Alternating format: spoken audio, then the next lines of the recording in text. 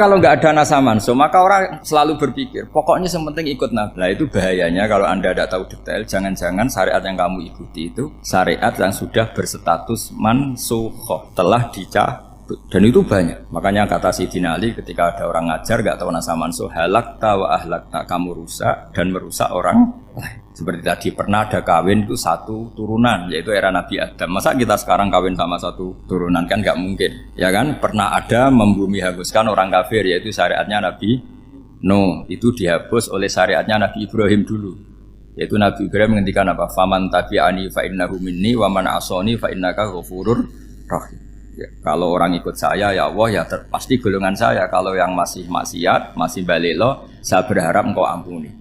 Akhirnya banyak orang kafir tobat. Coba era Rasulullah itu semua orang kafir Mekah itu kafir. Nabi belum wafat, itu sudah ada 114.000 mukmin semua. Jadi Nabi menangi mayoritas orang menjadi mukmin dari mayoritas kafir. Yaitu disebut wara'aitan nasa yadkhuluna fi dinillahi afwaj. Andai kan Nabi Muhammad pakai syariatnya Nabi Nuh, bisa enggak mengislamkan orang sebanyak itu? Enggak bisa kan? Maka ini penting mengenali nasa mansuh. Jadi periode cara wong Jawa maksud no tuntas. Robila tadar itu, pasot tuntas itu, menghabisi itu habis di periode Nabi siapa? No, syariat itu sudah enggak dipakai lagi. Yang dipakai apa? Faman tabi'ani fa innahu minni wa man asoni fa innaka ghafurur rahim. Lah Nabi Muhammad ini nabi yang kena khitab anit tabi' millata Ibrahim hanifah. Jadi masternya Nabi Muhammad itu mentornya Nabi Ibrahim. Sehingga syariatnya ya faman tabi'ani fa innahu minni wa man asoni fa innaka ghafurur rahim. Tidak syariat Rabbila tadzar alal ardi minal kafirina daya. Jelas ya. Jadi mengenali nasa manso itu penting sekali karena kalau ndak Anda halakta wa ahlakta, kamu merusak diri kamu sendiri juga merusak orang lain karena menfatwakan hukum yang sebetulnya sudah berstatus mansukhoh hanya berdasar itu kan syariatnya nabi-nabi dulu. Syariat yang apa? Syariat yang nggak pernah terhapus hanya satu, usuluddin, yaitu tauhid, itu sama. Tapi kalau syariat itu beda-beda, atau furu'iyah itu beda-beda. Itu tadi saya beri contoh, era Nabi dulu kalau ada pakaian najis dipotong, dibuang. Era Nabi Muhammad dicuci. Orang kafir dihabisi oleh langit. Era Nabi Muhammad nggak boleh, bahkan didoakan Allahumma hdi qaumi fa innahum la ya'lamun. Di Qur'annya apa? Wa in ahadum minal musyrikin astajaraka fa'jirhu hatta yasma'a kalama wa tsumma ablighu ma'mana. Jadi kalau ada orang kafir enggak boleh main dihabisin, mereka beri peluang untuk mengkaji kitabullah hatta yasma'a kalama wa. Kalau mereka sudah berpeluang ngaji, harus tsumma ablighu ma'mana, harus dijamin keamanan. Ya, karena apa? Dzalika bi annahum qaumul la ya'lamun. Bagaimanapun mereka memang karena tidak tahu. Nah, kenapa tidak tahu? Enggak. Karena tadi mereka tertutup oleh kultur yang beratus-ratus tahun. Mbah-mbahnya mereka menyembah batu, menyembah berhala. Ya tahunya itu ya Tuhan. Bagaimana Anda bisa menjelaskan sesuatu yang sudah beratus-ratus tahun kan tidak gampang. Maka ada periode dimaklumi. Apa? Kalau era sampean kan, mosok waktu disembah saking gobloknya orang. Kamu lahir kan sudah nyembah Allah, tidak nyembah batu. Bayangkan kalau kamu jadi mereka. Wong perut kamu saja disuruh makan pizza sakit kok. Karena saking lamanya makan sambal kan gitu. Kamu bilang perempuan Indonesia saja cantik kok, saking lamanya jadi orang Indonesia. Padahal orang Indonesia tanyakan orang Eropa, cantiknya di mana? Kamu lahir di Afrika, bilang orang Afrika itu cantik, tanyakan orang Eropa, cantiknya di mana? Hitam gitu kok. Jadi orang itu pasti terkooptasi oleh sekelilingnya. Orang Afrika akan bilang wanita Afrika itu cantik. Coba tanyakan orang Eropa, cantik apa enggak? Blas. Orang Eropa yang kulitnya gitu kata orang Eropa indah, kata sampean. Koyok anaknya kebo katanya kuda jadi. Jadi orang itu akan terkooptasi oleh sekelilingnya. Bayangkan kalau semua orang nyembah berhala terus kamu ndak, alasan kamu apa? Kan menentang mayoritas. Dan itu berat. Maka dimaklumi oleh Allah, dzalika bi annahum qaumul la ya'lamun fi manah panyeruarah. Nah, pemakluman ini yang mulai sekarang terkikis. Orang main pukul saja enggak mau ngaji. Enggak mau ngaji Quran secara kafah. Jadi fatwanya Islam kafah tapi ngajinya Quran enggak kafah. Ngambil 1-2 potongan ayat dipakai dalil. Jadi Islamnya inginnya kafah tapi ngajinya Quran enggak. Kalau kafah ya hafal 30 juz itu. Kalau mau ya, kalau mau kafah ya hafal berapa? 30. Makanya saya sering bilang, saya sering dinasihati orang karena belum tahu saya ini hafal Quran.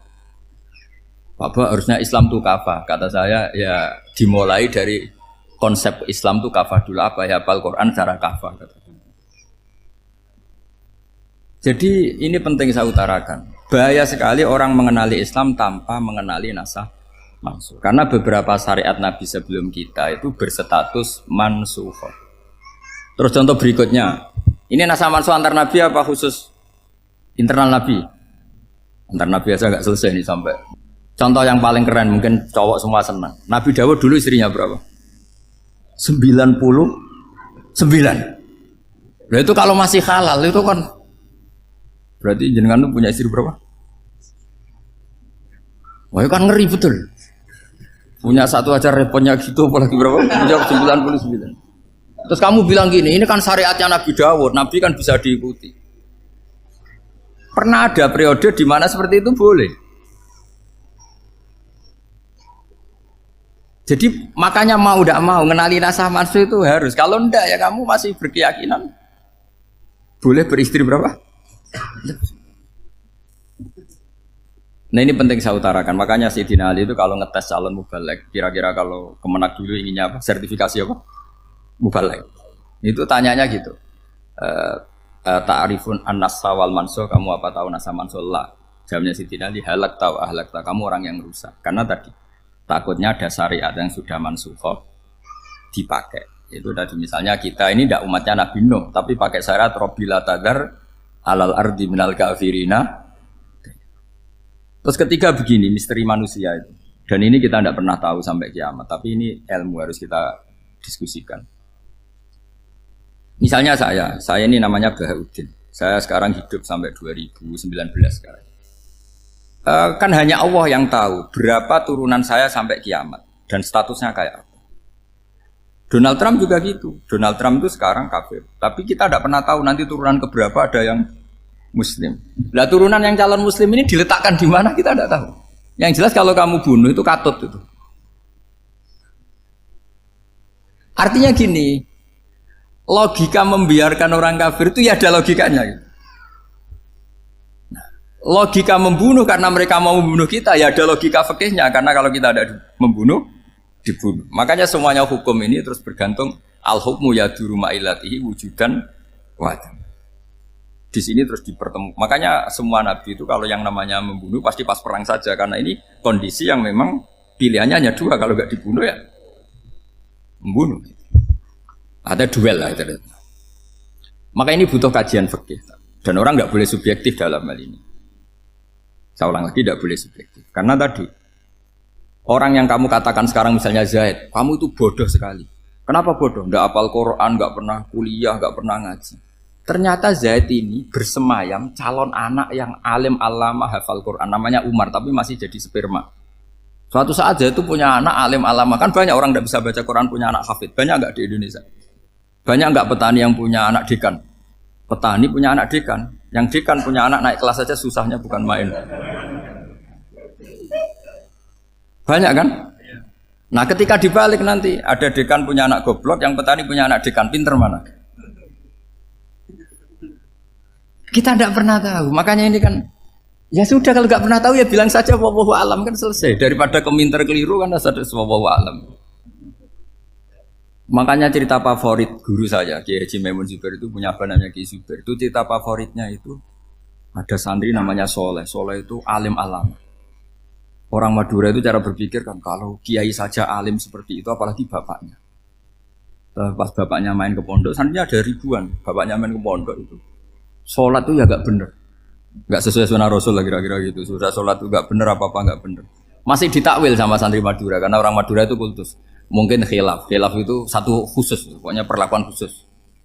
Suatu saat saking bodohnya orang itu, kenceng tuh pikir musola. Wah ini nggak bisa ditakwil lagi, akhirnya nggak bisa ditakwil tuh nggak. Wah ini sudah nggak bener ini, nggak bener. Singkat cerita santri tadi nggak kuat matur ke kiainya, Pak Yai, jenengan sealim itu kok bapaknya segoblok itu. Kenapa? Ya, dia kenceng pikir musola. Oh bapak saya tuh pinter sekali. Kok bisa? Karena beliau yang memutuskan saya mondok sampai saya jadi alim alama seperti ini. Yang bodoh itu mbah saya. Yang bodoh itu mbah saya kan. Artinya gini, sekarang misalnya Anda dekan atau Anda rektor atau Anda profesor atau Anda kiai top mubalek kondang. Anda mubalek kondang terus punya anak, gobloknya bukan main atau apalagi anaknya ketangkep KPK. Yang satu anaknya orang bodoh jadi dekan. Kalau kompetisi ini pinter mana coba? Ada ahli metodologi tapi anaknya itu terlibat narkoba. Yang ini petani utun, anaknya dekan. Kira-kira kalau dikompetisikan pinter mana? Anaknya pinter petani tadi gitu. Yang ketika petani kamu vonis bodoh gitu. Tapi siapa tahu kalau ini menyimpan calon. Paham ya? Kita tidak pernah tahu. Makanya Quran selalu ngajari di dalam ilmu sosial itu wa in adri la'allahu fitnatul lakum wa mata'un ila. Di dalam ilmu sosial itu kita harus jawab tidak tahu. Karena mobil. Makanya saya tadi pagi ngaji di direktorat saya bilang, saya pernah diprotes orang, Gus kamu udah jelas 01 atau 02. Ya saya jawab gitu. Manusia itu makhluk yang paling gak jelas gitu. Sekarang soleh suatu saat bisa saja gak soleh. Yang sedang gak soleh suatu saat soleh. Sesuatu yang mungkin rubah kok kamu fanatik itu gimana? Nalarnya itu gimana? Coba kita tahu dulu Wahsy itu pembunuh Hamzah, akhirnya mati mukmin ya enggak? Padahal orang yang sangat dibenci Rasulullah karena membunuh Sayyid siapa? Hamzah. Sa'labah yang tukang itikaf di masjid akhirnya su'ul Fatimah. Kita tidak pernah. Nah kalau nggak pernah tahu ya tidak usah terlalu fanatik biasa. Kayak jenengan seneng saya itu ya saya tidak tahu sampai kapan ya. Saya seneng sampean sampai kapan ya. Kayak suami istri. Pas nikah harmonis bulan madu sampai kapan bertanya. Yang jelas paling awet itu pasangan jelek itu pasti nggak awet. Makanya jadi guyonan. Pasangan itu jangan baik-baik gak awet. Kalau jelek itu awet. Ternyata maksudnya cantik sama ganteng itu suatu saat pasti jadi jelek. Yang jelek sama jelek pasti jelek terus. Makanya jadi guyon aja. Kalau pasangan jelek itu awet katanya. Tapi kalau pasangan baik, ternyata baik wajahnya itu pasti gak awet. Suatu saat pasti jelek. Tapi yang jelek awet. Karena mulai dulu ya jelek sampai itu. Awet jeleknya maksudnya bukan. Ya jelas ya, jadi saya mohon sekali ini ilmu. Sampai ndak urusan, ini bukan urusan cocok ndak cocok, tapi ilmu. Ilmu harus kita dengar bahwa syariatnya para nabi itu yang sifatnya furu'iyah, tidak usuliyah, tidak tauhid itu potensi rubah. Sehingga mengkaji nasab mansukh itu satu keharusan seorang ulama. Makanya setiap ada syariat nabi, hal hadis syariah mu'abbada amla, mansukhah amla. Karena potensi itu tinggi. Kita tahu dulu semua nabi sholat menghadap apa? Baitul Maqdis. Era Rasulullah dipindah ke Ka'bah.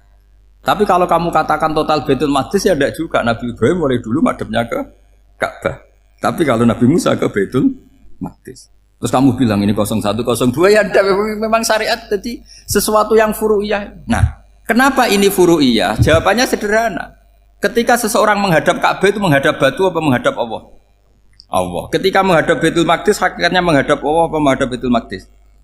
Allah. Maka menghadap Ka'bah itu sebenarnya masalah furu'iyah. Yang masalah usuliyah adalah inni wajjahtu wajhiya lilladzi fataras samawati wal ardh. Yang permanen adalah menghadap Allah Subhanahu wa taala. Cuma secara prosedur syariatnya secara zahir menghadap Ka'bah.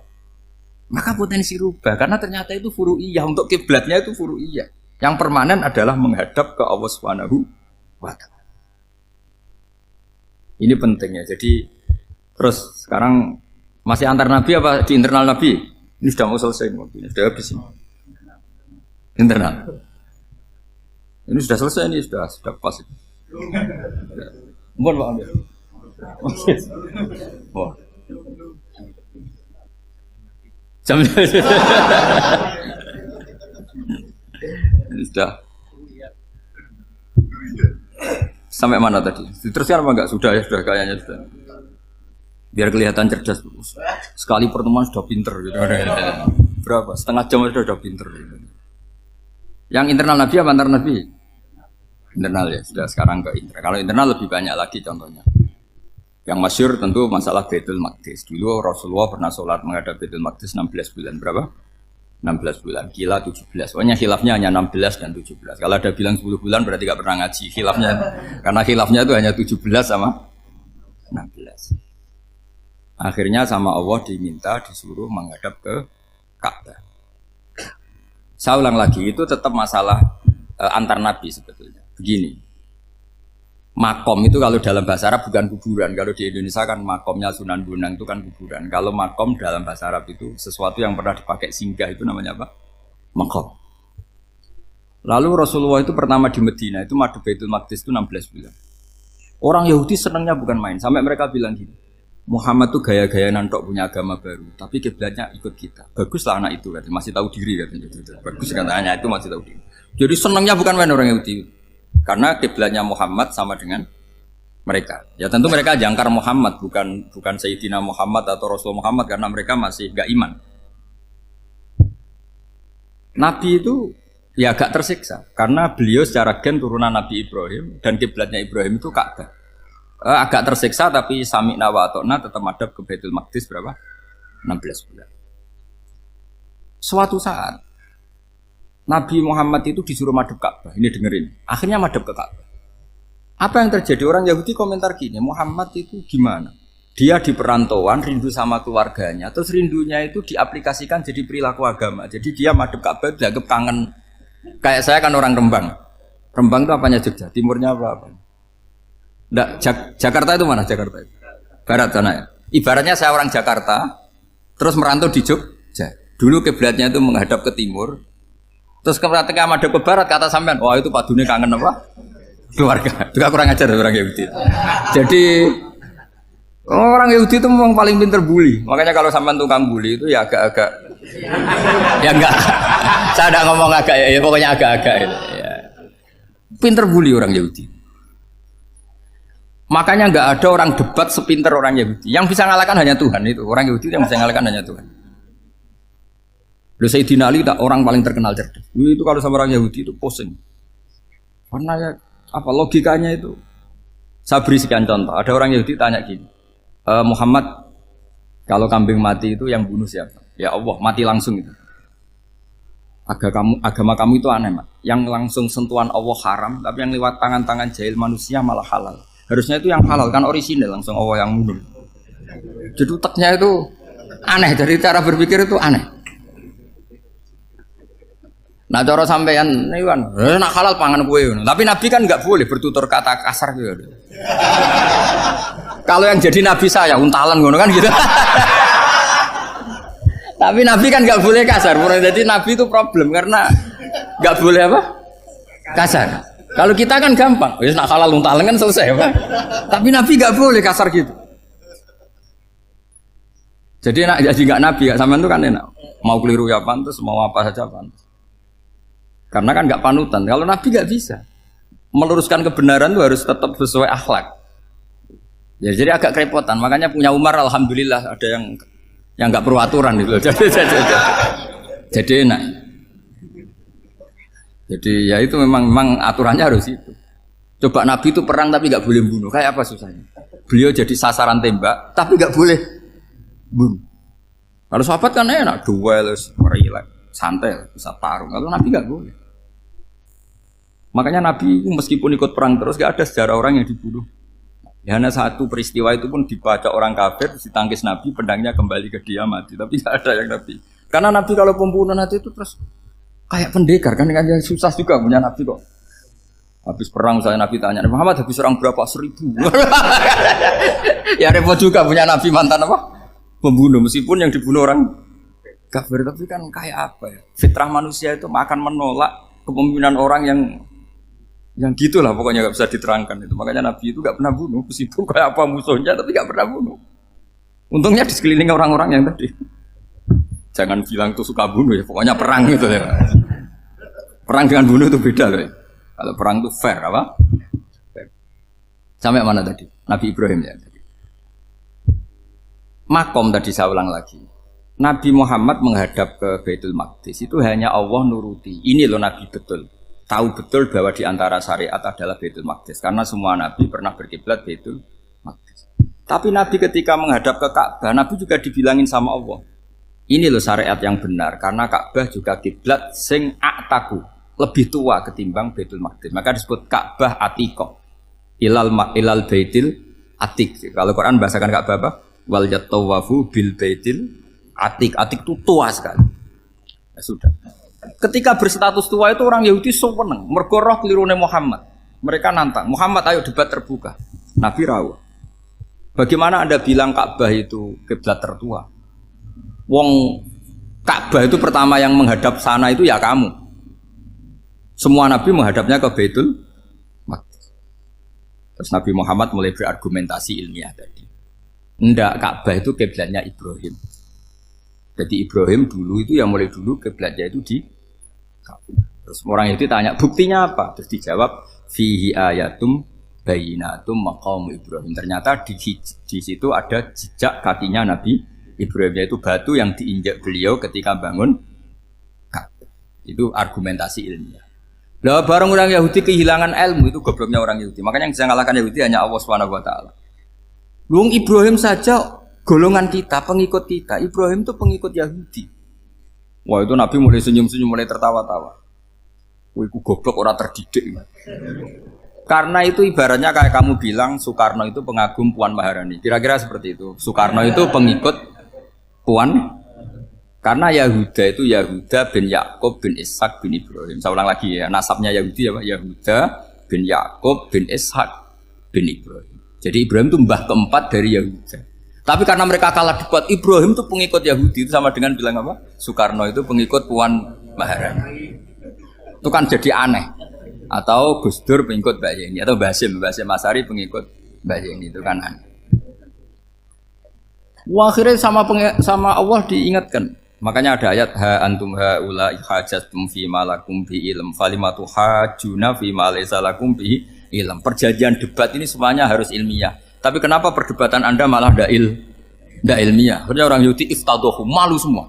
Wah, semuanya Muhammad itu satu-satunya kekalahan orang Yahudi. Tapi ayat-ayat seperti ini itu enggak populer. Ayat ha antum haula hajjatum fi malakum bi ilm falimatu hajuna fi ma laysa lakum bi. Jadi Islam betapa hebatnya Islam. Kalau debat harus ilmiah. Dan Kanjeng Nabi menantang, ini perjanjian kita debat ini ilmiah. Kenapa sekarang jadi tidak ilmiah? Yaitu kamu mengatakan Ibrahim itu pengikut Yahudi. Padahal Ibrahim dengan Yahudi itu dulu Ibrahim. Kan Yesus mat kalah mat. Tapi tetap ra Islam. Tapi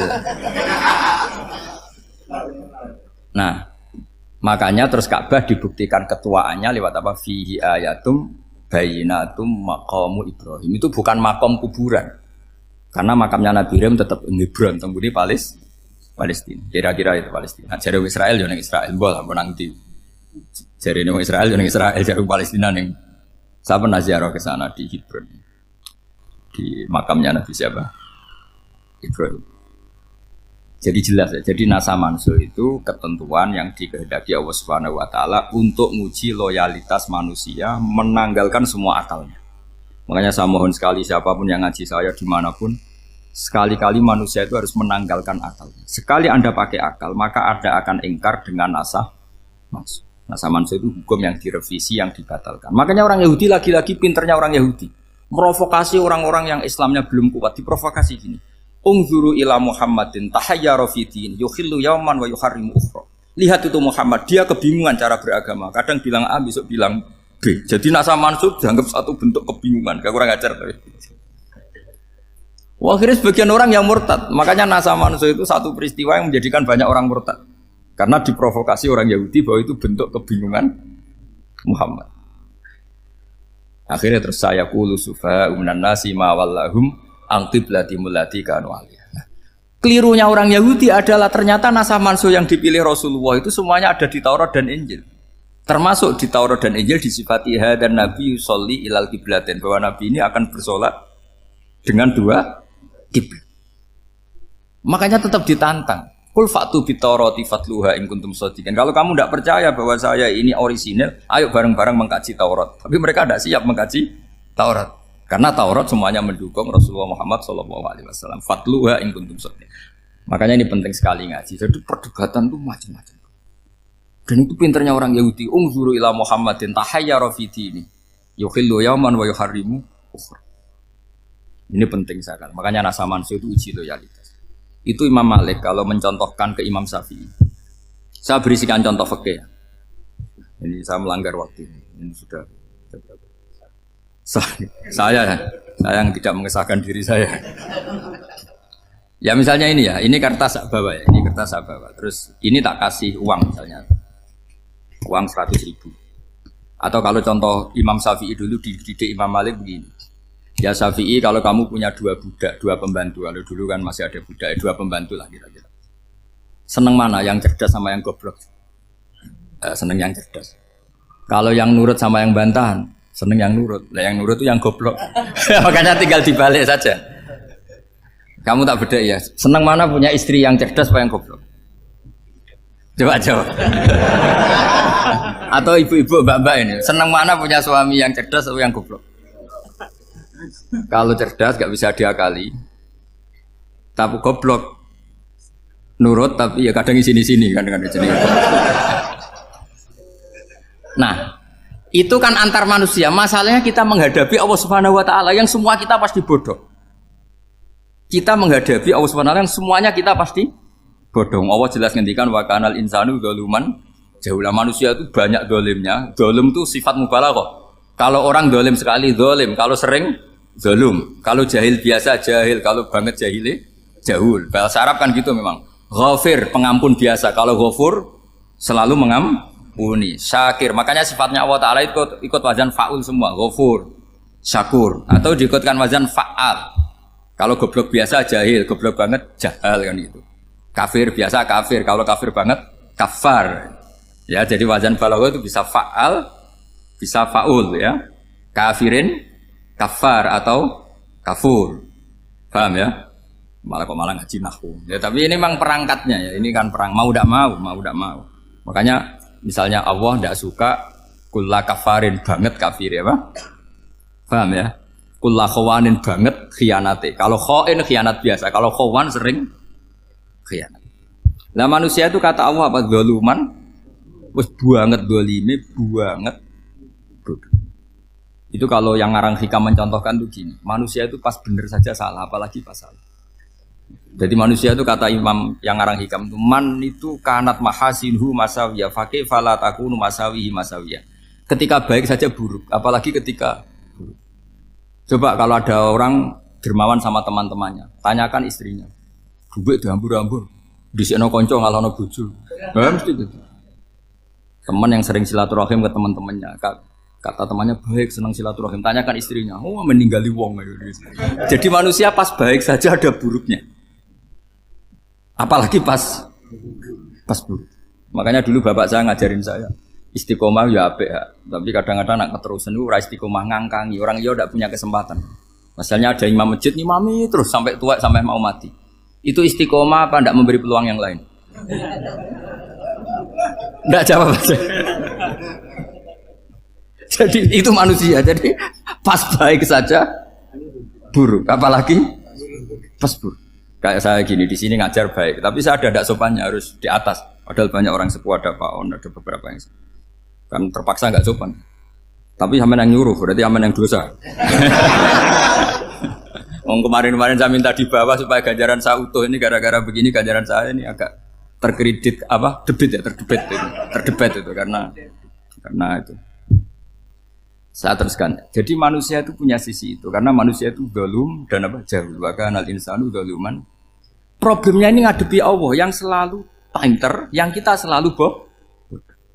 Misalnya gini, kamu ditanya Allah. Ini contohnya Imam Malik. Ikla hadi sokhra fa inna tahtaha dhahaban. Nah, coba bongkahan batu itu kamu angkat, di bawahnya ada emas. Lalu budak yang pinter berlogika, oh disuruh buka itu karena ada emas toh. Berlogika. Kalau budak yang goblok enggak, ya disuruh ya diangkat saja. Ada emas apa enggak karena perintah ya diangkat. Yang satu nurut karena perintah, yang satu nurut karena ada emas, ada sesuatu. Logikanya suatu saat Tuhan tuh hanya bilang gini tok, ikla hadis sokhroh, batu itu angkat. Yang nurut yang goblok permanen tadi kan langsung angkat. Yang pinter, ini ada apa lagi Gusti kok harus diangkat? Ya gak ada apa-apa, nyuruh saja kata Allah gitu. Wah tidak bisa, sesuatu harus ada alasannya. Itu kira-kira mangkel loh agak. Oh mangkel. Nah, logikanya manusia seperti itu. Makanya dua murid pinter, di rakyat pinter, presiden ya susah mesti demo. Goblok ya susah di sini uang. Ini kan nggak ada pilihan. Memang manusia itu nggak ada pilihan. Nah sekarang masalahnya gini di fikih ini saya kembali lagi ke fikih. Pertanyaannya secara fikih begini. Misalnya iddah. Iddah itu seorang perempuan ditinggal mati suaminya atau ditinggal atau cerai. Itu kan ada namanya apa?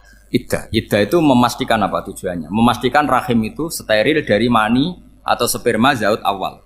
Supaya nanti kalau dinikah orang lain tidak terjadi ikhtilatul ansab, nasab.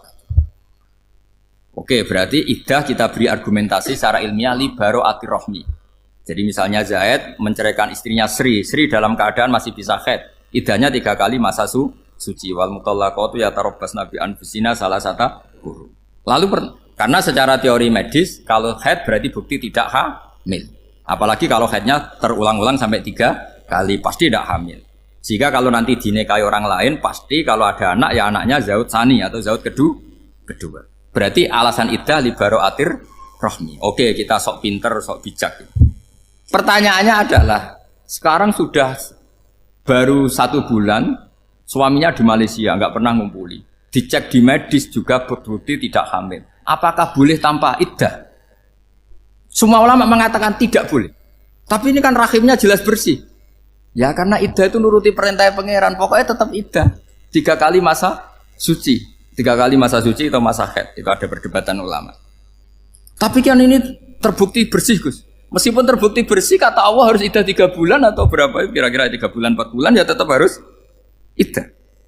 Kowe milih mana? Sok pinter, Gusti. Berhubung ini, pangeran mbok terangno gitu.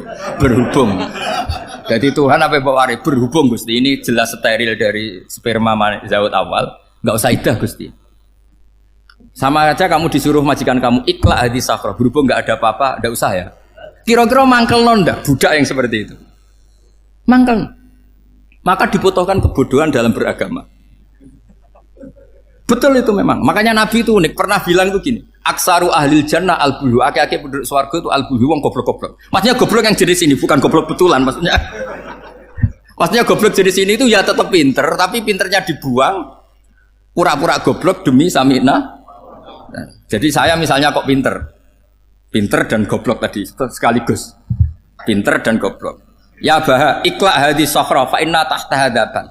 Tak angkat karena saya tahu di bawah ada emas. Tapi di hati saya sajane ya mergo perintah. Suatu saat kok disuruh Allah ikhla hadis sokhra, perintah ya tak angkat ya sudah. Jadi ya pinter ya goblok. Saya tahu namanya perintahnya Allah pasti ada hikmahnya. Hikmahnya iddah adalah li baro'atir rohmi.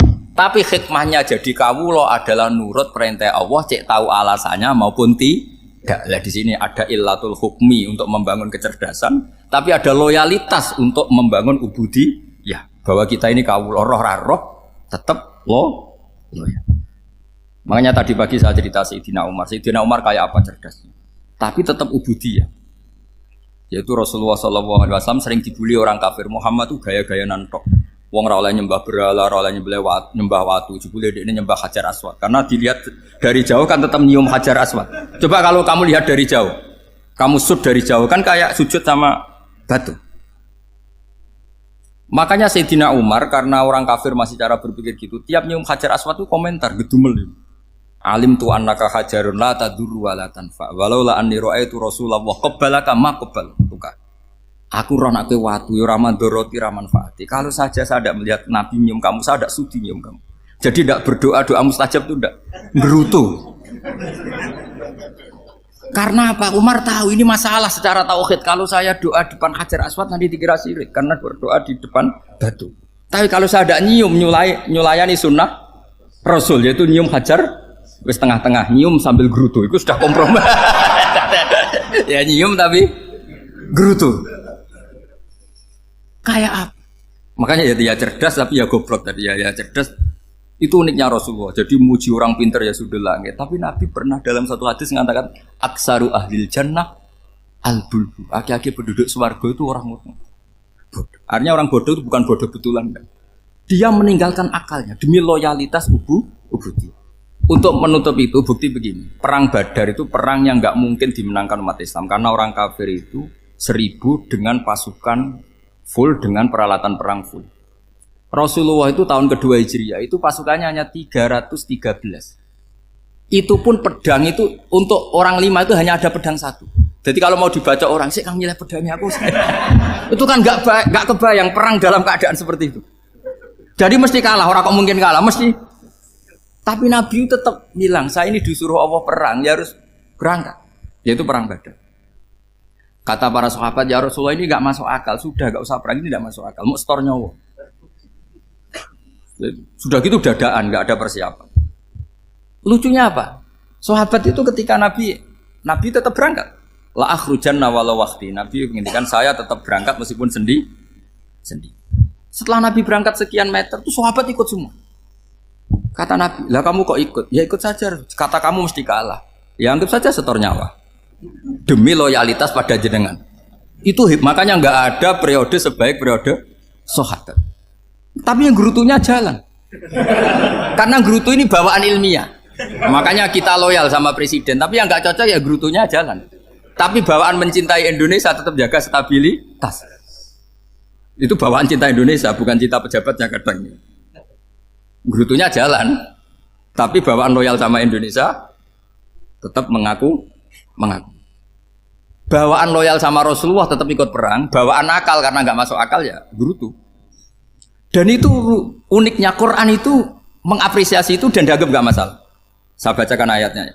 Kama akhrajaka rabbuka min baitika bil haqq wa inna fariqam minal mu'minina lakarihun yujadilunaka fil haqqi ba'dama tabayyana ka'annama yusaquna ilal mauti wa hum yanzurun. Peristiwa Badar ada peristiwa kamu itu keluar untuk perang. Sahabat kamu ngikuti, tapi mereka lakarihun, enggak senang sebetulnya. Karena enggak masuk akal. Ya geremeng tapi ya derek. Yujadilunaka fil haqq, mereka mendebat kamu dalam kebenaran. Jadi ya Rasulullah wong perang karuan kalah jenengan lakoni alasane nopo? Lah kowe kok melok? Ya saya harus ikut jenengan Nabi. Itu unik. Kalau orang sekarang mana mau, kalau gak masuk akal gak mau melakukan. Coba misalnya istri kamu belajarnya dikurangi. Anggap saja petualangan latihan hidup di masa lalu. Gak mau. Padahal petualangan itu hal yang indah. Petualangan itu kan hal yang indah. Kan gak mau. Oh ngirit aja alasan. Tapi lucunya kalau dijak camping bermiskin-miskin di hutan mau. Karena karpe dhewe, tapi nak suami yang ngongkon. Ayolah seminggu ini kita model miskin, anggap aja petualangan masa lalu. Enggak mau. Karena pinter, apa? Coba kalau bodoh. Ya ngono ya apa-apa Mas. Tapi resikonya nak bodoh, pas kamu sakit ya dibiarin. Karena dia melihat sakit kan biasa, namanya manusia. Jadi makanya ini pilihannya susah, hidup itu masih susah makanya ini. Jadi uniknya Quran gitu, Quran itu membolehkan psikologi manusia. Makanya Allah ngendikan kutiba alaikumul qital wa huwa kurhul lakum. Ya saya tahu kamu tidak suka perang. Allah yang ngakui bahwa kurhul enggak apa-apa. Tapi ketidaksenangan kita harus dilawan demi mengikuti Allah dan misalnya perempuan Allah juga gitu. Wa ashiruhunna bil ma'ruf. Gauli istri kamu muamalah secara baik. Kata Allah fa in karihtumuhunna fa asa an takrahu syai'a wa ja'alallahu fi khairan. Mungkin ada watak yang kamu tidak suka, tapi di situ ada kebaikan. Allah ngaku yang namanya suami mesti ada watak yang nggak suka dari istrinya. Juga sebaliknya lebih banyak lagi yang suami istri kamu tidak suka watak kamu, juga nggak suka hidung kamu, wajah kamu banyak lah nggak disuka. Tapi demi kestabilan negara suami istri ini, mereka loyal. Justru itu bagus. Maka jagalah ilmu, juga jagalah loyalitas.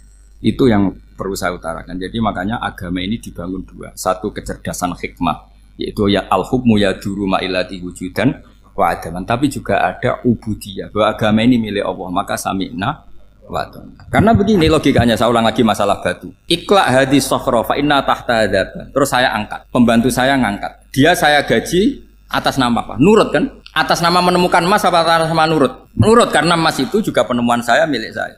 Ngangkat batu yang nggak ada emasnya juga atas nama nurut. Jadi rapot yang saya berikan ke pembantu saya itu tentang nurut dan tidak nurut. Saya kan tidak peduli dengan cerdas dan tidak cerdas. Itu kan tidak sesuatu yang menguntungkan saya.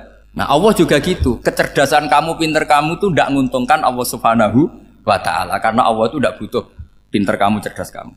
Allah hanya butuh mental ubudiyah kamu. Makanya Allah mensifati nabinya hanya subhanalladzi asra bi abdihi, karena status tertinggi manusia adalah sifat kehambaan. Makanya ya Tuhan nafsul mutmainnah irji'i ila rabbiki radhiyatam mardiyah fadkhuli fi ibadi, berstatuslah sebagai hamba baru wadkhuli jannah.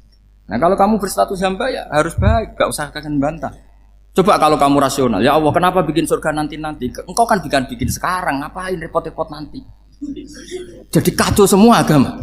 Makanya yang perlu didahulukan adalah status ya Tuhan nafsul mutmainnah irji'i ila rabbiki radiyatan mardiyah fadkhuli fi ibadi. Masuklah berstatus sebagai hamba saya. Khasnya hamba tadi ya cerdas karena semua yang diperintahkan Allah pasti ada hikmahnya. Tapi kecerdasan ini kadang kita tinggalkan demi loyalitas ubudiyah. Assalamualaikum warahmatullahi wabarakatuh.